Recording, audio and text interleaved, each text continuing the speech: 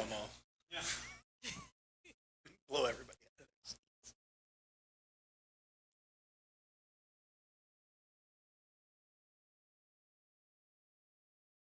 All right. Live stream's active. All right, it's 6:30. Call the Community and Economic Development Committee meeting, November 12th, 6:30 p.m. to order.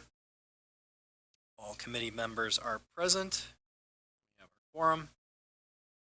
There is no one from the community here in the audience, so we'll pass along from public comments, and we'll go right into item number 3, UDO text amendment, anti-monotony provisions.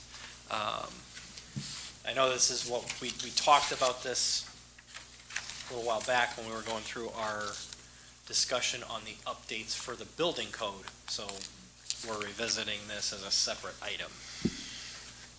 Yes, and in your packet tonight, a description of why anti-monotony regulations are appropriate for a community to have, and the anti-monotony regulations that were proposed previously are in there. And then just to confuse you even more, I threw in an option, and they can be mixed and matched, to create builder-friendly anti-monotony regulations where it isn't so black and white and restrictive, but gives the builder and the city options to choose from. And that's on the second to last page there. So it's just a discussion.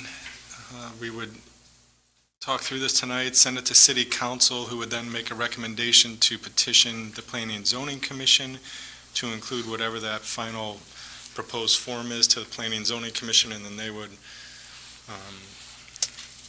take that ball and take it as is, make changes, and then send it back to City Council for final approval.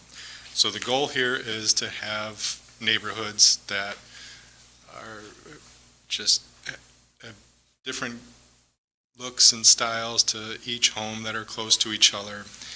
We also sent that late email to you all for those cases where a subdivision might have duplexes. I believe it's on cobblestone, that all pretty much look the same, and it would be awkward now to require a builder that's coming in to do a bunch of different homes that doesn't match what's already there. The HOA might not want it, so in those cases, the HOA would trump what we have here. And that's an existing situation. Correct. Not for anything new, we would be able to say this is the rules going forward. Right. Yeah, I agree with that.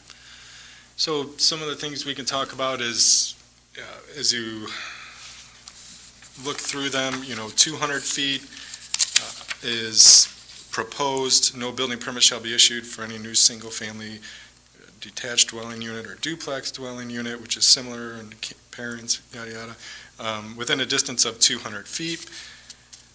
Our neighbors to the east have 300 feet, so your average lot is between 65 and 75 feet wide, so that gets you 2 to 3 lots away before it could be this similar style home. And is that from the edge of the property to the edge of the property? So Yes. let's say it's like the far left of my lot to the far right of their lot, if they're on the same, if they're on this side of the street? Yes. Okay. Lot line to lot line, and So in that the... would typically be 3 lots. Correct. Yeah. The, Because if it's under 200 feet, like if they're like at 180, their lot starts at 180, then that lot would not qualify. It would be They'd the have to go next one, another yeah. lot. Yeah, it'd be the next, even though the next one might be 240 Yeah. or 250, they would be the first Right. to qualify. I mean, I appreciate the inclusion of a builder-friendly version of this, because while I am very much in favor of having monotony laws and code, which I think we need, because we also don't want to have an ugly town with just the same house over and over and over again, because I mean that's just very not aesthetically pleasing, while it is incredibly budget friendly for builders. I also am concerned that we don't want to make it so difficult to build, that it's becoming extremely expensive for builders to come in and have, 5 or 6 designs versus maybe, 3 or 4. And now they're having to charge a lot more for building the house, or they're not wanting to build as many houses, or not wanting to build houses at all because it's too restrictive. So I like that there is some flexibility between our planning department and the builders. And not have something that's just a giant garage with, one-bedroom apartment attached to it, basically. Right. And going along with Alderman Schulz, item 4 there on the, we'll call it the builder-friendly anti-monotony regulations. Item 4, 200-foot separation distance shall be measured from the closest property line points between lots on the same street. And then along the lines of what you were just discussing, item 2 gives the builder some options. It could be the same style of home, but you can change the look with different size windows, or perhaps in the gable end facing the street, it's the horizontal siding, but then you get the scallop siding up top, different size windows, different architectural features. It could be the same roof line and stuff, but side by side they would look different.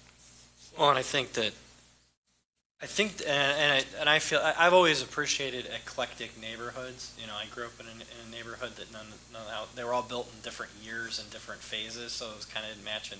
When you look at our downtown area, we've got some houses that are very similar, but then they're all different because they were all built in different decades, and those decades could span 50 to 100 years. So we want to try to emulate that to an extent, but we also have to understand that some of those houses were built with, stone and mortar foundation and on dirt, and then you can emulate that, but you can't really recreate it. So I'm more inclined to go with something that's going to be a little bit more flexible and more builder friendly, while still maintaining restrictions to keep it from being just a giant block with a couple of windows and a massive garage that, it's like a tiny apartment complex. Does someone have a question?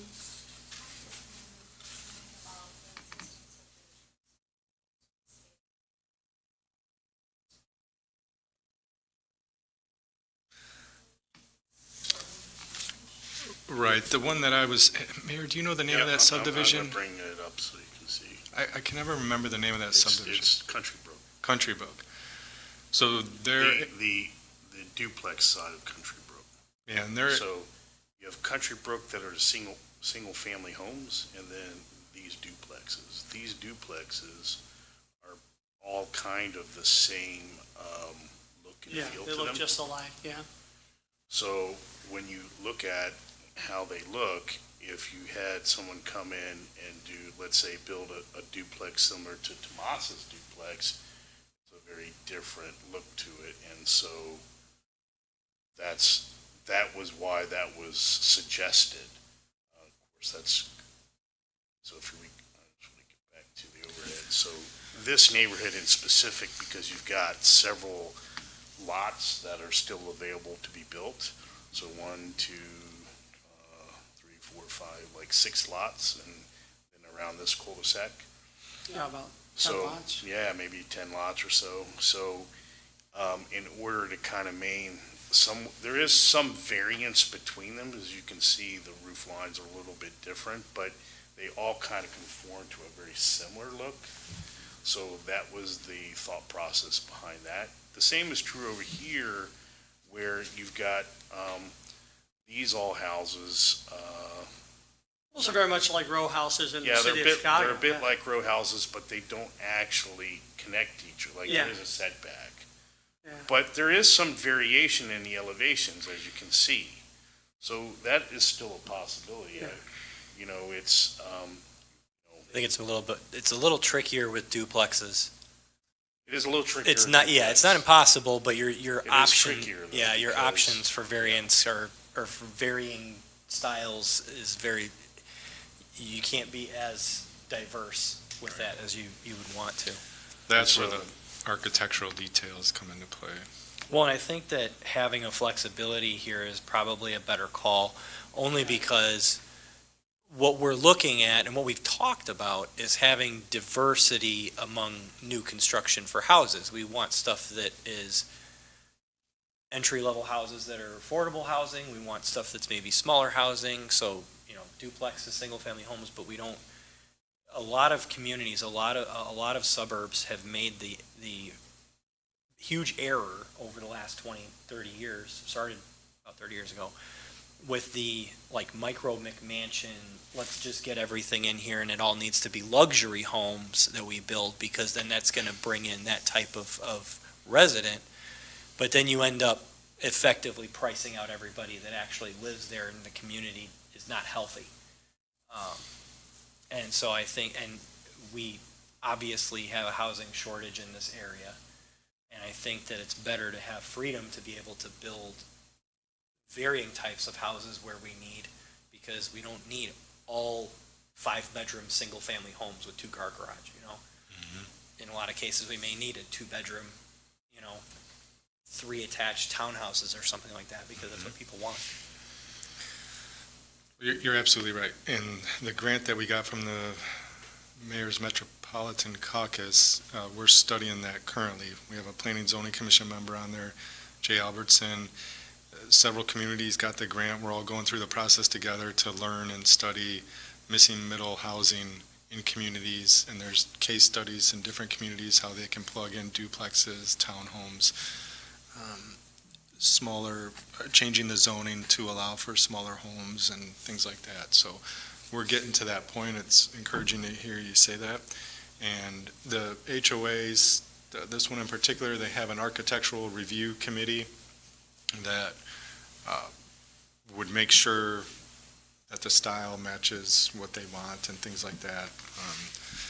So and I don't think there's very many left like that, so. Not really, no.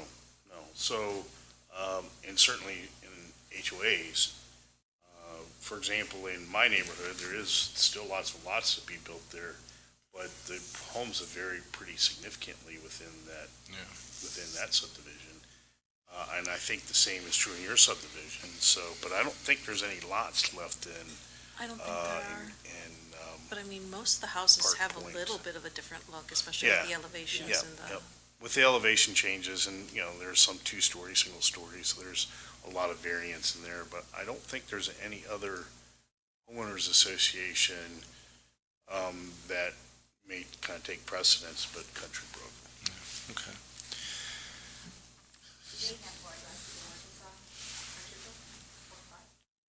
Something like that.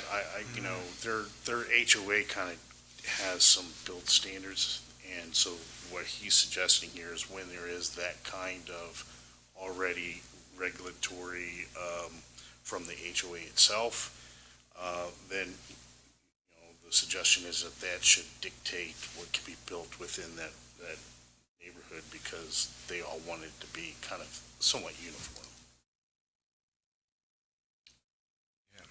I think there is actually one empty lot a few houses down from me that, 2 neighbors take turns just mowing the lawn there, so. We could look. I wasn't sure there was any left in Shawnee that Lane. neighborhood, but there might be, yeah. I think you're right, but I'm The not, kids tend to play there. is that an easement through there? Oh, yeah, there's an easement going along the back end of the woods. If you go south, So here, Yeah, coming up on it there. Right there. there. well, this isn't an actual lot. Oh, This is a stub that was planned to extend this neighborhood into this area, but it was, Oh, okay. that never transpired, but that was, so yeah, this is actually a stub to continue this road and to a neighboring neighborhood that never formulated. We still have quite a few lots, I think, over by Oh, yes, and US Glove. oh, yes, in There's that a neighborhood, significant amount of lots up there as well. yes, that- there's 48 maybe now, because they built this house. Yeah. Lots in here that are available. Well, and I mean, I figured that was probably going to be more single-family homes than any Yes. duplexes, but Right. at the same time, I mean, this would all apply to that area as well. And there's an agenda item coming to you later in the meeting about this subdivision, so. And, had there been an HOA in here, that might have dictated what could have gone in here. But the advantage to the people who are building in here right now is there is no HOA. Yeah. Well, I mean, that's a testament to the fact that, if we were to make, we need monotony restrictions so that it doesn't end up ridiculous, but at the same time, that's a testament to the fact that if we make them too restrictive, then you could have, they're ideally looking for a place where they can maximize their profit, Of course. and the more restrictive you make it, the less likely they're going to be interested in coming in. If they can easily build Yeah, it's something all, else. it's all about them maximizing their profit and being able to build a product that's affordable to the people who wish to live here. Yeah. So, your job is kind of finding what's that happy medium that, still helps to prevent, a cookie cutter. Well, I think since this is a new thing for us, it might be more prudent to go along the lines of allowing the planning department to have a little bit of flexibility. Yeah, I would I think- say that I would recommend the business-friendly monogamy. Wow. Anti-monotony regulation. Okay. I don't know if we need to make a motion to pass that on to city council, or we're just, Yes, you should make a And then motion then to I- recommend submitting this to council for their. yeah, and then I would recommend that my motion would be to submit the builder-friendly anti-monotony regulations to city council for their consideration. That would be my motion. Okay, so we have a motion from Jay and a second from Rosa on the anti-monotony building code or ordinance that we want to pass, allowing for a little bit of flexibility with the planning department. So all those in favor? Aye. Any opposed? All right, looks like we passed that version on to city council for review and then we have to go to zoning and then come back again, correct? Correct. Okay. Thank So you. Still got a ways to go, probably not this year. Right. All right, so next agenda item is the KLM developer agreement. As the mayor pointed out in that subdivision with 40-plus lots left in it, Huntington Ridge subdivision, KLM is looking to start building again. They had just finished a house in 2023 when I had started. I believe that house had just sold in 2023 and haven't done anything since. That was one house of four as part of their original agreement that they had with the city. They didn't fulfill their agreement. I spoke with Kim, the owner of KLM, and he has agreed to pay the fees from that permit, pay it to the city. Not a problem there. He would like to do and is confident that he could meet the obligation of a new agreement should the city decide to approve one, and would like to build 4 homes. He's figuring out what works, what doesn't work in the subdivision and for Harvard, so he's seeking that agreement again. The original agreement was for $4,200 per home. We're recommending $6,600 per home, which will save them roughly $2,000 per home if the city wants to move forward with it. I know at one of the council meetings when an agreement was before city council, Alderman Lavallee started to ask, is this still needed? We've got builders building. Met with a developer today for a very large development. He said our fees are very reasonable as is. So that was encouraging. Another municipality that they're trying to get stuff done in, permit fees are $30,000 before you get a shovel in the ground. When you add in all the impact fees and whatnot, ours average between $8,000 to $10,000. And so it's maybe something we discuss with the entire council if you guys want to keep doing these.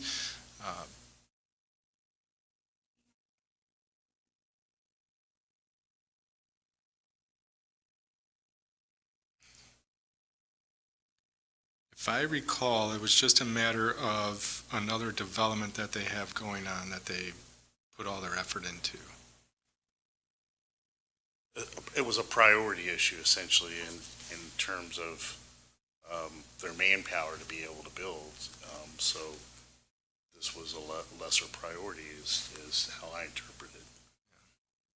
But they still want to build here, so they've come back. So they own lots then? They own 40-some lots there. Oh, okay. Do we know approximately what the one house that they did build, do we know approximately what that sold for? It's 430,000, I believe. Wow. So these are gonna be, my guess would be that they're looking to build something similar in that price range. Not less, because he feels, so that it would have all the top-end finishes and the rounded corners and things like that, he stated. Low-maintenance home, but he is nervous about doing another spec house that size for that amount. So he wants to bring it down a little bit, and he thinks he'll just be more successful in there. But he doesn't want to go too small because he doesn't want to upset everyone else that's in there. Because once you start doing 1,400 square foot homes next to 3,000 square foot homes, could upset your current buyers. Owners. Well, and I mean, while I appreciate the effort of making something that's that nice of a home, we also have to be careful that we don't encourage a system of where we have wealthy neighborhoods and less wealthy neighborhoods in town. We'd like to try, I mean, my thought is to kind of blend it together a little bit, because I would be remiss to have a community where an entire subdivision is where a certain affluent type of person lives and everybody else is not the same. And that can kind of make things a little uncomfortable in towns. I've seen that happen before, and it's not. I'm not saying that we're encouraging it. I'm just saying that I like the idea that he's trying to make it a little bit more average. It's not unheard of, to have $500,000 homes all in one subdivision, and that's typically how it goes, unless you're like a Naperville where they tear down a small ranch home and then build a McMansion in between two ranch homes. You look at something like the Bow Valley Country Club, they have standards for wood shake roofing and things like that. I mean, those people wouldn't want a home that, is 1,200 square feet coming into a home where there's $1 million. I'm not suggesting building, a $200,000 home next to an $800,000 home and to that level, but I'd like to at least see that it's not. We don't want, in my opinion, I would hate to see the town have neighborhoods that become exclusive. As opposed to like, it's fine. I feel it's fine to have nicer homes, and that's cool. Have a good selection and have it available for people, but I would not want to see the town be divided into affluent areas and not affluent areas, because the problem that I see is then you have community members that feel that they're not being treated the same as other places. The town I grew up in was an example, and not that we would do this, but parts of town were very wealthy, and that's where all the paved roads would go. That's where all the new infrastructure. That's where the full-size candy bars were at Halloween. Yeah, exactly. It very quickly turned into that, where the areas of town where it was, the homes from the 60s, 70s, and 80s, our streets were falling apart, but their streets were repaved every year because they had higher property taxes, so they were treated differently. Can you do a street view going into Huntington Ridge? I can.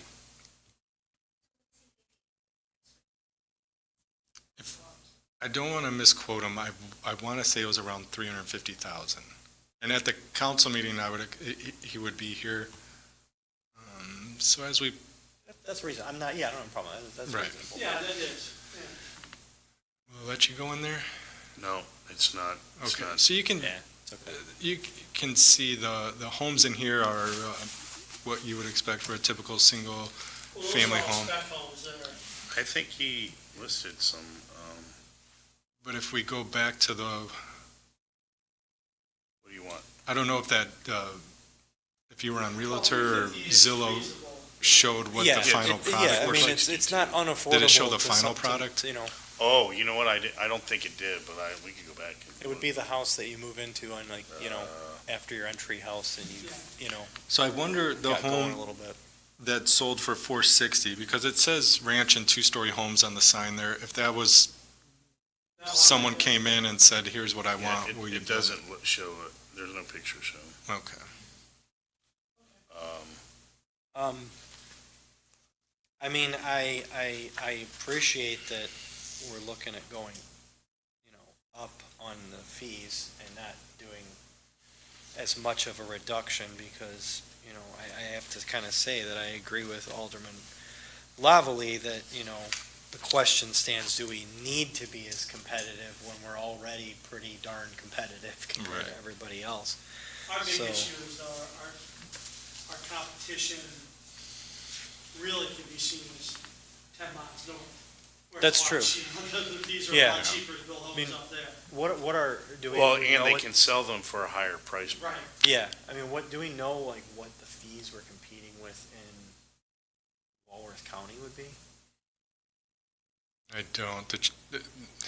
The fees don't matter much when they're getting $100,000 more for the same home. That's really what I was thinking. Yeah, their price point is much, much higher than here, so, Yeah. you know, that dwarfs the fees. I mean, I don't want us to also get to a point where we're being penny smart and dollar stupid.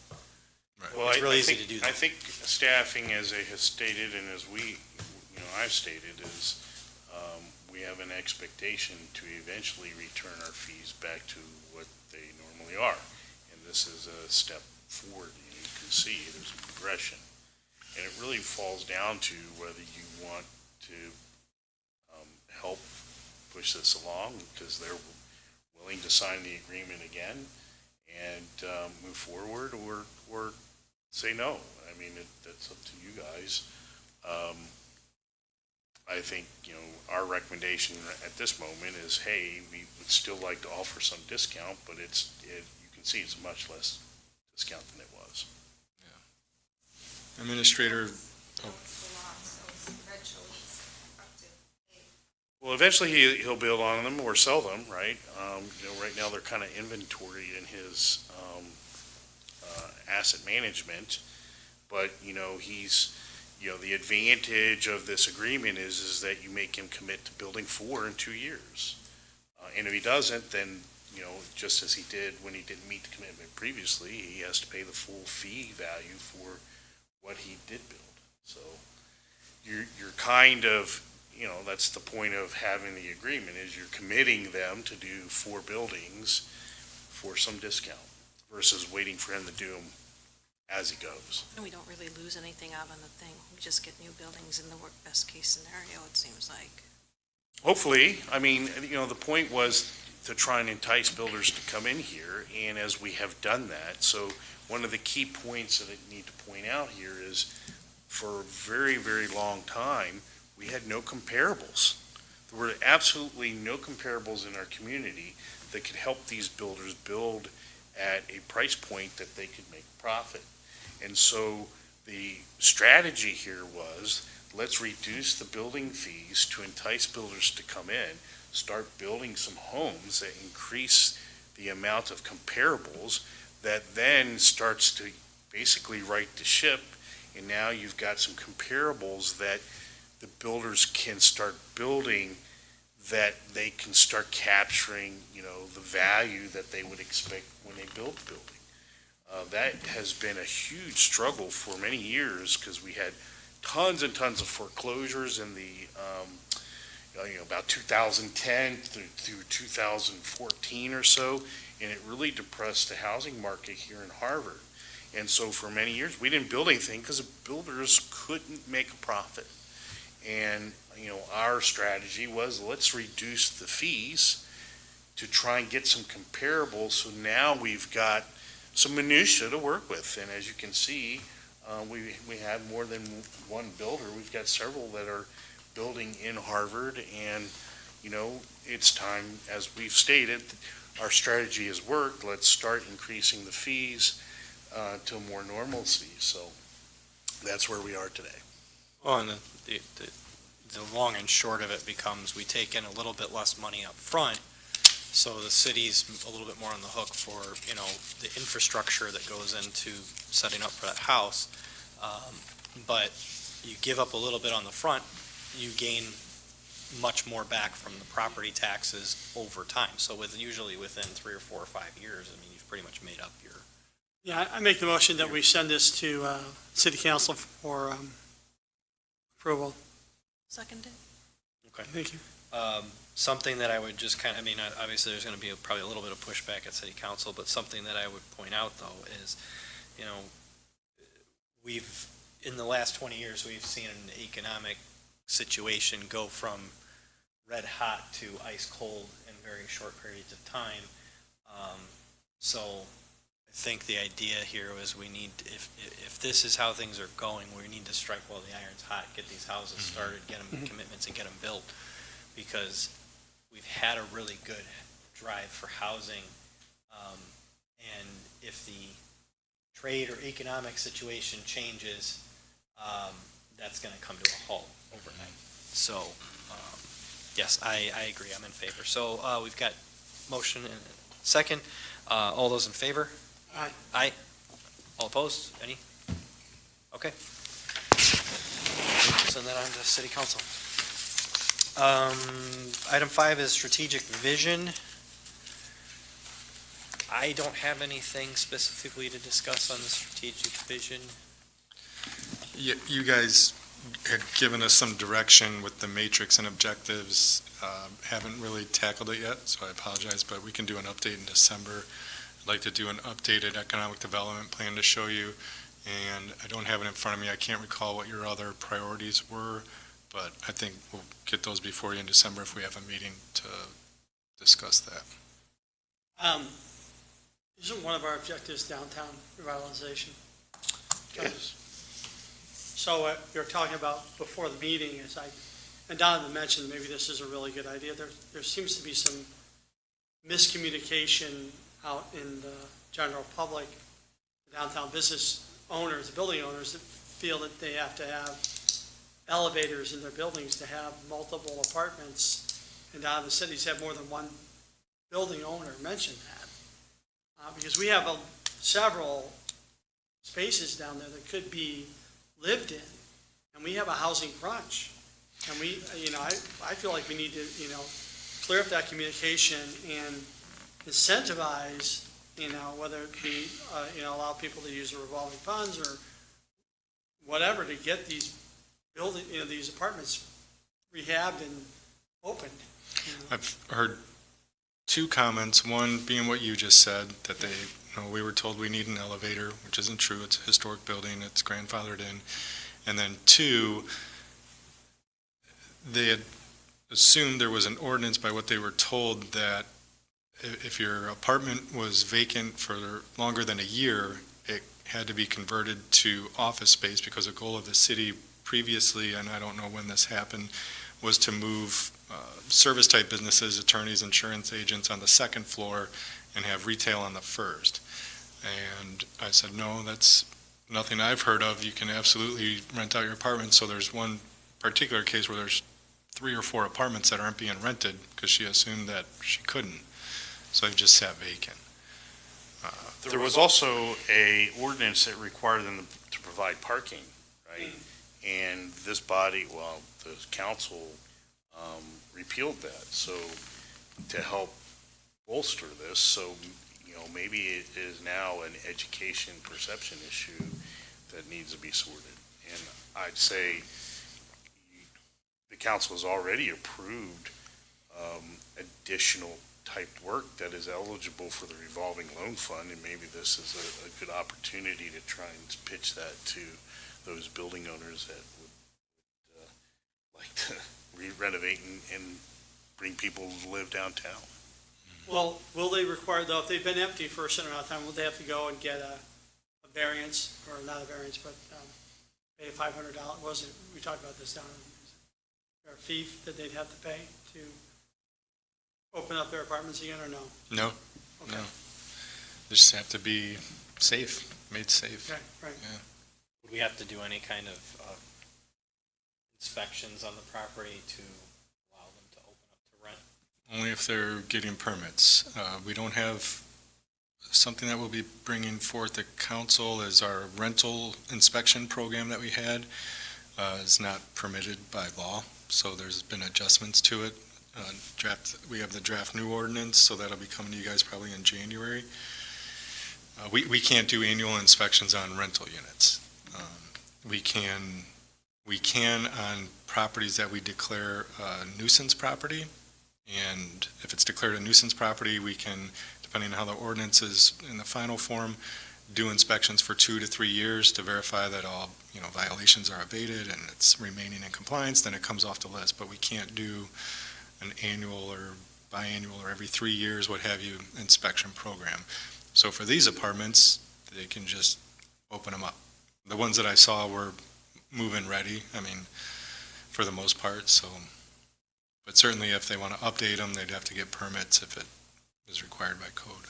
I think, Donovan, what do you recommend? Do we send a letter to all those owners downtown and let them know that, hey, if you've got apartment space, you can rent that. There's no restrictions. There's no, you don't need an elevator. You don't, Yeah, well, I think maybe kind of like a mayor's listening tour meeting with our downtown businesses specifically would be appropriate, where we go through some of these things.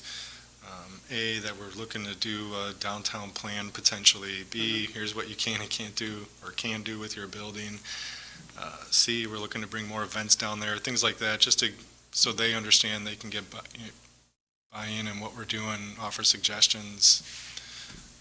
people live down there. They'll care about it, right? If those buildings are empty, Mhm. no one's going to be, yelling out the window to, hey, what are you doing breaking into that car? What, what I'm saying?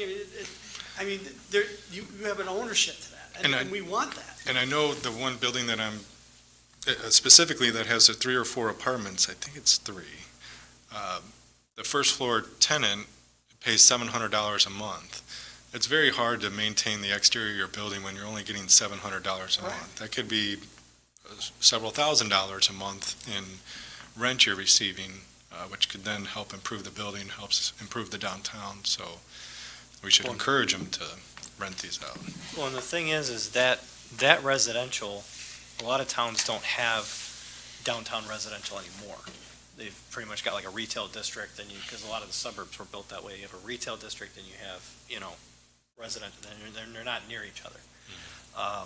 Or if they did have apartments, they've done away with them over the years because they didn't want people living in them, which I guess doesn't make much sense. But we also have the Metro right there.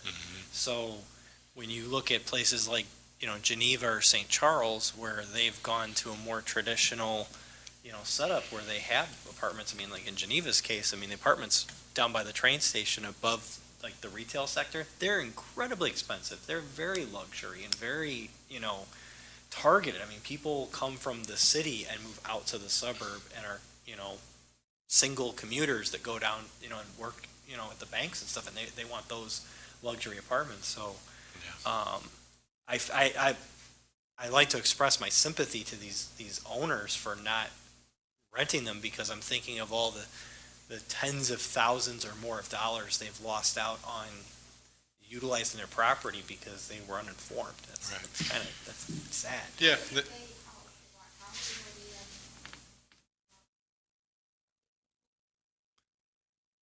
Well, it's my understanding that it was an ordinance back in the day, perhaps. I think they were notified that they can't, but weren't notified that they could eventually. So, and it could all be hearsay. Maybe it wasn't an ordinance. Maybe it was I don't know. previous employee. It predates me.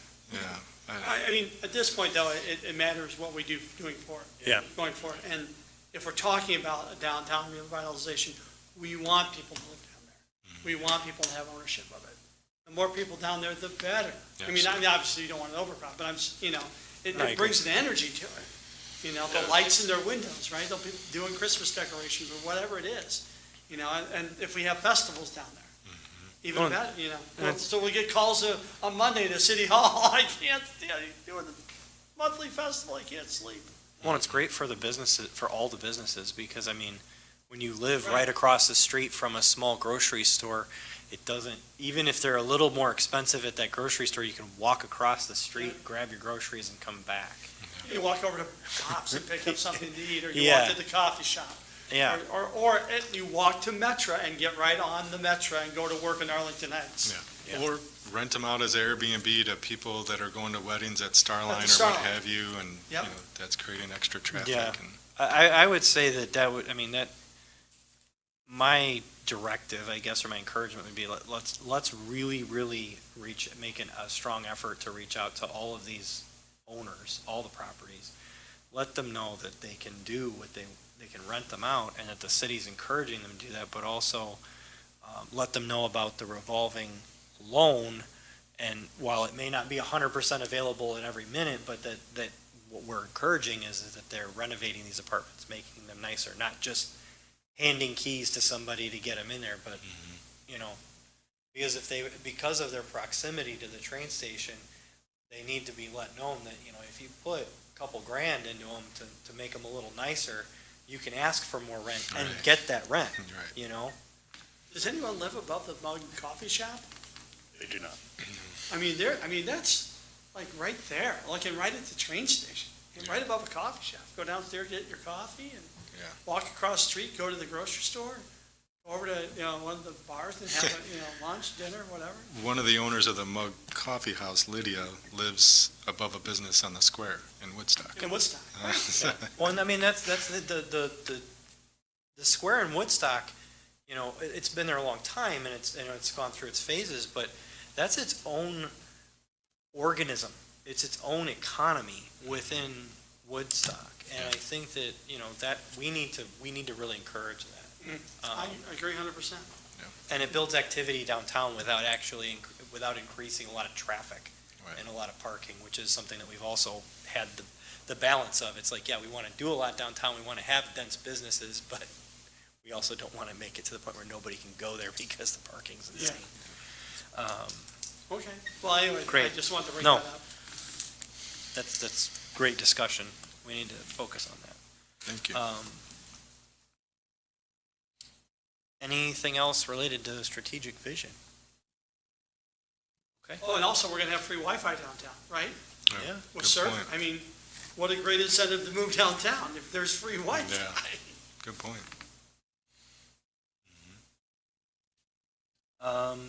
Well, if there's nothing else on strategic vision, then we'll move on to new business. Do we have new business? I can give a brief business update. Let's do that then, just a quick one. We'll start with Dunkin' Donuts. There's going to be open, the final inspection is tomorrow. We'll be open before Thanksgiving. I hope. They got the Run with Duncan sign on the outside now. Yeah, and if you go inside, it says, there's an awesome little sign that says Harvard runs on Dunkin'. It's pretty cool. They have a tapper system where they pull on levers, almost like a beer tapper for coffee. It's pretty Yeah. cool, different types of coffee. So they're hiring for people now. Starbucks is under construction, as you've probably seen. It's nice to see that They pay mural their permit again. fees? What's that? Did they pay their permit yet? No, they have a site work only permit. Okay. Permit fees are ready to go. Their sidewalk deferral will go to you guys at the end of the month. It was before Transportation Committee last night. So we're just waiting for the check for the permit fees, and then they can start going vertical. I don't know if I talked about the last council meeting, but the notice that the city received for the pending bankruptcy of True Value. Did we discuss that at the council meeting? We did Nope. not. Okay, it's been public, there's articles been written about it. There's a company called Do It Best that is potentially purchasing it or going to make an offer on it. The letter that we received, that falls through, there's a potential for, I believe it's 250 employees that could be out of a job around December 15th, right before Christmas. A lot of those positions are union positions. We spoke to Mark Picos, the executive director of the McHenry County Economic Development Corporation, and the Manufacturers Consortium for McHenry County. They said, worst case scenario, just compile resumes and they'll put them into the Manufacturers Consortium portal, and that's where manufacturers that are part of consortium can pick them up and interview people and things like that. So, worst case scenario, that business goes away. We don't want to see that. It would put a challenge on the city to find a nice developer to come in and develop the acreage there. I want to say it's around 70 acres, if we can't find someone else to backfill that space, but. Yes, correct. Yeah. It formerly Cotter, it's True Value now, but Yeah, but they own the True building. Value, and True the- Serve. They own the building, and they also own that lot that's behind the building, I They believe. right?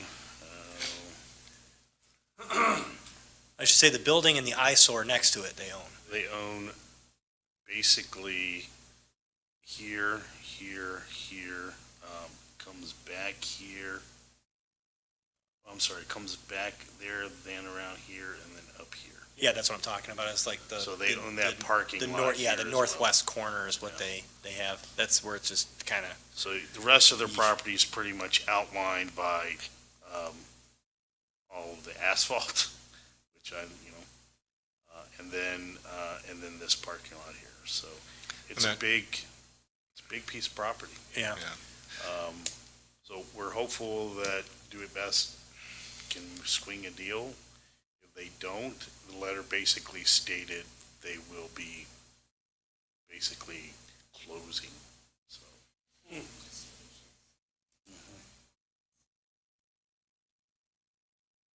So, yeah, it's purely distribution. Everyone knows what that was, right, at one time? What was built? Admiral, Admiral TV Factory. Oh, wow. right. My mother-in-law worked there when it was Admiral years ago. So, Interesting. In fact, that being built there, is why all of this housing, in here was Yeah. built, was to support, housing for workers, so. Admiral Drive, that would make sense. okay. Admiral Drive and 14, where the DeLong Car Wash is going, everything's going great there. They're trying to get that parking lot ready for asphalt. I believe one plant has closed, if I'm not mistaken, which they knew would happen, but there's a second plant. They can haul it in from farther away. They just pay a Are little they bit more putting money. heat underneath their cement? It looks like they were running coil or something. I believe they are, yeah. Man, that's awesome. Wait. Heated driveway. deck. Yeah, better than paying somebody to come and plow it all the time and Absolutely. tearing up the Correct. finish of it. Yeah, you'd pull out of there and be sliding on ice left and right if they Oh, yeah. didn't. Yeah, I mean, but just the idea that, you're not having to redo your parking lot every 3 or 4 years because a plow truck is coming in and carving it into dust, Yeah. That's great. The northwest corner of where the True Value building is, that was under contract for quite a while, I think ever since I've been here under the same group, and is no longer under contract, so I started getting 2 calls for people that saw it back on the market and wanted to look at what they could bring in there. They were excited about a lot of the things that are happening in town. The challenge is the owner of the property raised the price $130,000, and now if you request a due diligence period, it's like the last people had a due diligence period where they put it under contract and then went out and tried to find tenants, let's say. Now if you want to do that, you have to pay $3,000 a month to have it under any type of due diligence period. So that's a little scary for people. So anyone that would want to purchase that will probably have someone ready to go to build right away. Other than that, for the department itself, our community core software, Ann and I are now running fully with permits in there. We just started that a couple weeks ago.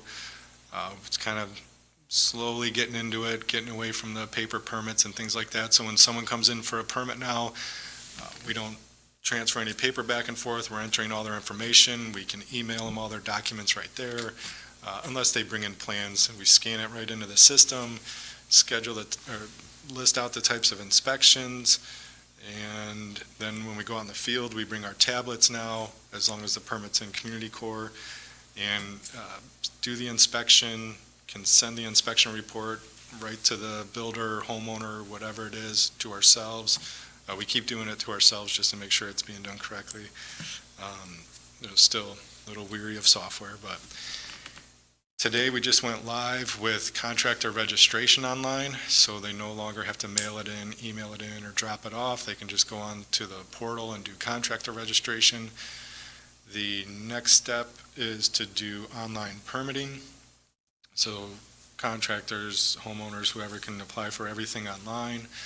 We created a permit email for the department, so rather than and I think I told you guys this already, people emailing Ann separately or emailing me separately, they can email permits@cityofharvard.org, and both of us can go through there and take out, as we have time to issue the permits. And then the next step will be business registration. Once we get that fully adopted, then that'll go live in Community Core also. So software, it's been a really, really slow rollout, but it's just time. We're just doing it as time permits, so. And then, Didn't you tell me earlier today that we're issued 51 permits for houses this year? Yeah. So they might not all start or be built this year, but we did. That's great. That's a great Yeah. number. I had estimated 50 homes, and we're at 51 as of yesterday, so. What do we think about next year? Do we think that they'll continue or it'll slow down a bit? Yeah, because we've been talking to some of these builders in town. There's one that wants to purchase 25 lots in a subdivision. One of our local developers has brought in someone from outside to purchase some lots and start doing single-family homes. I don't want to name the subdivision because I don't want someone to position themselves to buy it before they do. Yeah. Someone bought the rest of the lots in Oak Grove Crossing just to kind of hold them for themselves, because there was people starting to look at them and they said, nope, that's ours. We're building there already, so they purchased them all. Someone did, we don't know who yet, Ann might know. Someone did purchase those duplex lots that we were looking at earlier. You bought those from Arturo?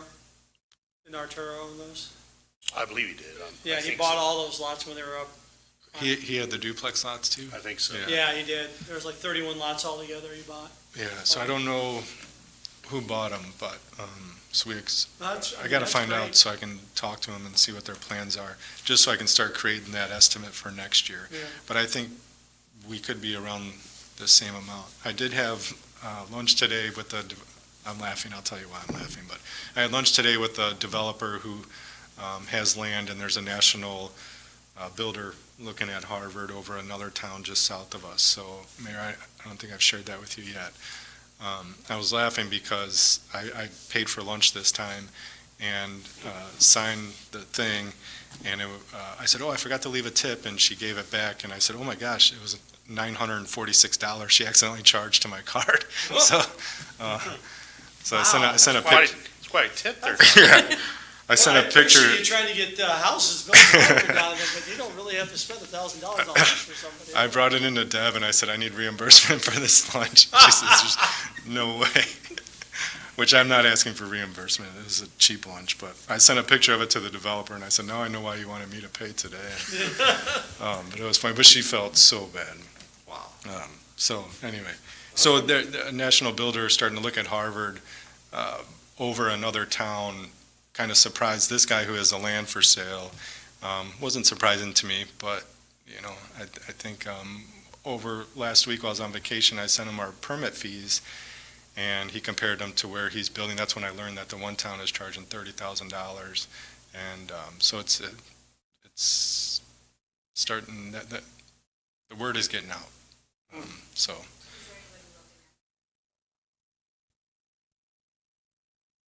Just the duplexes.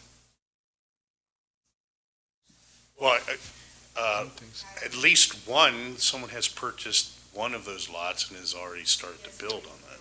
Yeah. But I'm not aware of any others at this juncture. No, I'm not either, surprisingly, because they are reasonably priced. Well, it sounds to me like a lot of it, because we had so many developed lots before the housing crisis and everything kind of fell off, but we had, what was it? 400 some odd Yeah, lots. 400 some lots that were developed and ready to go. Yeah. And it sounds like that inventory people are realizing that inventory is there, and they're scrambling to try to get that inventory bought up.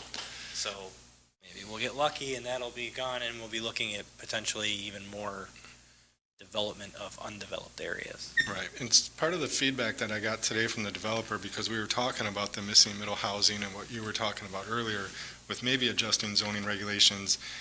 And he said, he goes, what's your front yard setback for a single-family residential district? I said 25 feet. He said, why not 22? I don't know. He's like, why, we'd rather have 3 more feet in the backyard than the front yard, and I'm sure homeowners would want that more. He's like, so those are the types of things where it doesn't seem like a big deal, but you start to add these things up to a developer, and it really starts to make sense for them to want to. Well, and I think it helps Do to look at other communities that are building as well and see what they're doing, because we may not know. I mean, we don't know I'm not a new home buyer. I mean, Mike's not a new home buyer. We have our lives, but if people are moving into new areas, and the younger generations have a totally different value of what is important to them. Yeah. I mean, older homes have dining rooms, and that's unheard of now. Yeah. It's like, Oh, yeah. What do you need that for? What's this room for? yeah, it's just another room to store Yeah. stuff or whatever, so they just knock everything out and make it a massive kitchen. So I think it's great that we are addressing this now and getting ahead of it before we start having difficulties with builders. So maybe, if 3 feet's the difference between getting 20, 30, 50 homes built, then I think that's a very worthy thing to look at. That's something that we've been talking about for a while. Cool. Anything else? No, I appreciate the. Donovan, output. where are we at with creating, like the brochures for commonly pulled type of permits for homeowners? It's a good question. I need a theme. So I've done being a good neighbor brochures. I've done building a better community brochures. I need a theme. Once I have a theme, I'm ready to Yeah, do rock. some kind of cow theme. Build like no other. Yeah, right. There you go. Right. Well, I mean, look, I need a theme, and then you I'm gotta off go to the all in races. on the cow. I've been saying this now for a year. All in, cow, go. Yeah. It's all about The the cow. signs that Stacy has, those are great. The signs that Stacy got for the Dawn of the Dead celebration, all the cows. Oh yeah, I Those got are 2 hanging up. fantastic. I got 2 hanging up in my office. It's Yeah. awesome. And you're good at coming up with these, so I'm relying on you. Well, let's have a synergy session. We'll All right. figure something Yeah. out. I can have those done before the end of the year. So I did want to mention, you guys were talking about McMansions, and I have a very good friend of mine from college, one of my best friends, bought his house on Benton Street in Downers Grove, and it's a 1,200, 1,300 square foot house from the 60s, and he, on his block, has had like 9 or 10 of these McMansions built. It's unbelievable. They take up the entire lot. It's crazy. Cool. And $1 million homes, and he's like, yeah, I'm good. I'm, not gonna, that's all he needs. It's him and his wife now. His kids are growing up, and right across the street though, they built this beautiful. They tore down and built this beautiful house, and I wouldn't call it McMansion, but if you remember the movie The Father of the Bride with Steve Martin and his wife, White, looks just like that. It's a gorgeous house. I'm like, I'd buy that house. Today I'd buy that house. That would be my dream house. 2-story, white, just fantastic. But yeah, Downers Grove has changed like that. And their downtown area was very, 20 years ago was really suspect, where their Metro train is. Now if you go down there, it's incredibly revitalized. We just went to Naperville the other day. Saturday night, it was crazy. It felt like it was Christmas. yeah. I mean, I've never seen so many damn people in a downtown suburb in my life. It was packed. So if we could just move that way a little bit, 20%. Good God. Yeah. I mean, it was insane. Yeah. Well, it's definitely a marathon. Yeah, You no, know, I it definitely agree. takes some time, but I feel like that's why I came here. Yeah. I felt it. I think a lot of it's image. Because if you build, like I said, Geneva, St. Charles, like anything along the metro line going around the city, I mean, you build up an image and you get the, a younger person to come in that's, single or doesn't have kids or whatever, or, young couple, they come in and they're renting, it's easy for them to do that. And there might be hopefully a little bit more disposable income. It's just like exactly what you're saying. When I was a teenager, Hinsdale, I was in Hinsdale a bit, going in and out of there, and what people were doing was going in and buying these homes that had been built in the 60s and 70s. They were buying up 2 lots at a time, leveling the entire lot of both houses, and then building, a 3,000 square foot home, and which sounds great on the surface because Hinsdale rezoned to allow that, and within a couple of years, the majority of the population of the town was losing their homes to bankruptcy because they couldn't afford the property taxes. And then the developers came in and swooped up the rest of those properties through bankruptcies and did the same thing. So it was like an extreme gentrification, and it really was sad. But I don't know, we've got potential. I think it's Yeah, great that you're absolutely. pushing for it. So I move we move to closed session. I will second that motion. All those in Okay, favor? we'll move into closed session. Let me pause You don't have the to vote, right? stream. We just move in? No, well,